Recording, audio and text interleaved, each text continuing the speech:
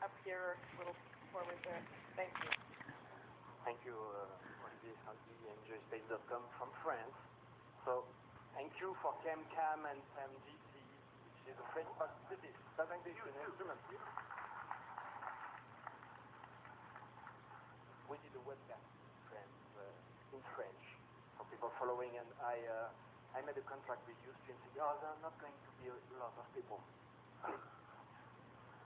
Well, 40,000. Had I said 4,000? Okay, sorry for that. Anyway, there is international cooperation and curiosity. Of course, it's an American success of the landing. I would like to know how this cooperation goes with the other countries. I think you learn something. I mean, engineers are engineers. Data is data. Numbers are numbers in every country. But you do have your own habits. How did you manage with that? Was it fine? Was there tension? Enrichment, cultural, perhaps? The question is with the other countries? Yes. Yeah. What did you learn with the others? Right, I'll let Richard answer that. I think that in each case, because we were working part of this with the science team, we had very good relations with the other countries that were working on it, in particular the Spanish, and who built the high gain antenna for us, as well as one of the instruments. We had people engineers on our side who would work closely with their teams.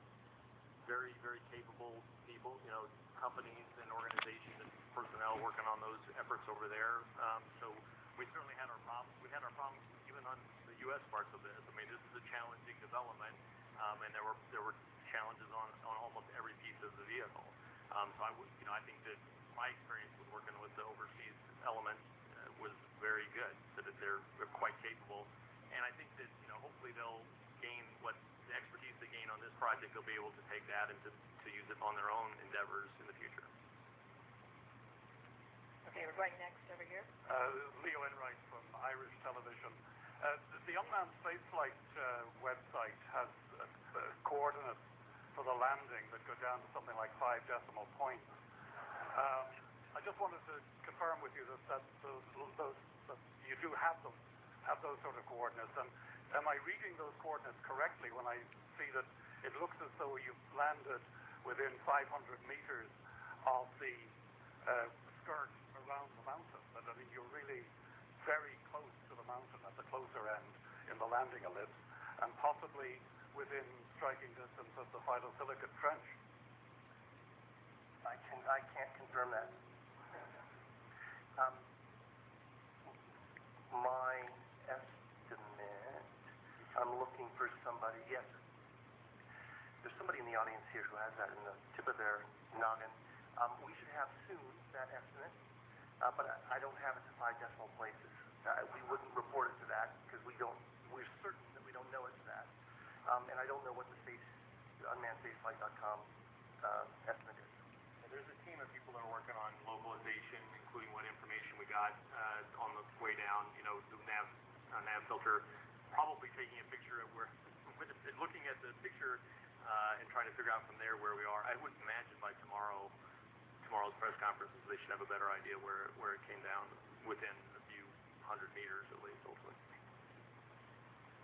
Okay, the next question is over on this side. I'm Qifei Fan from PBS Taiwan. We also have a live event in Taiwan. This is actually a question from our audience, which is, I think she's like around 10 years old girl, and she wants to know if it is possible, if there is any opportunity that JPL would consider to open up the opportunity for students to operate Curiosity Mars, and then especially students from overseas. I want you to know if the answer is yes, I want to say my name right now.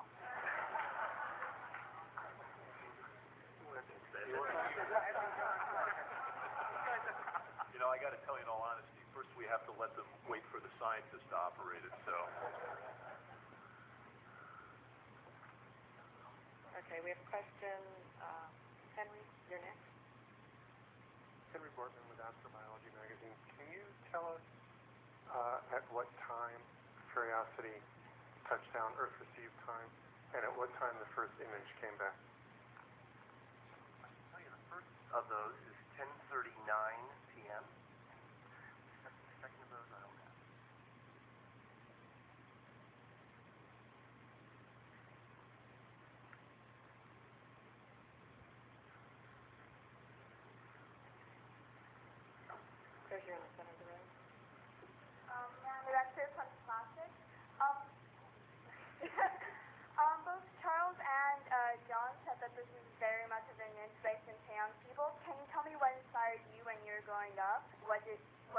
decided to join NASA and do all of this amazing work? Let me start. I was inspired by the first astronauts, the Gemini program, the Apollo program, and specifically here we are still in the heart of summer. And I remember being brought into the mess hall at summer camp to look at a small black and white TV along with a couple hundred other boys. It was boys' camp in central Wisconsin. To see Neil Armstrong and Buzz Aldrin land on the moon, July 21st, 1969. And that stuck with me and inspired me to go on to become a physicist, scientist, study math and science throughout school, eventually to apply to the astronaut corps to go to space. And I hope, and it was a dream of mine for this evening, and I think we've achieved that, that for kids today, actually for everyone today, that this landing of Curiosity on the surface of Mars will be an inspiration that will lead people to think about the great science that's ahead of us and to go on to do great things.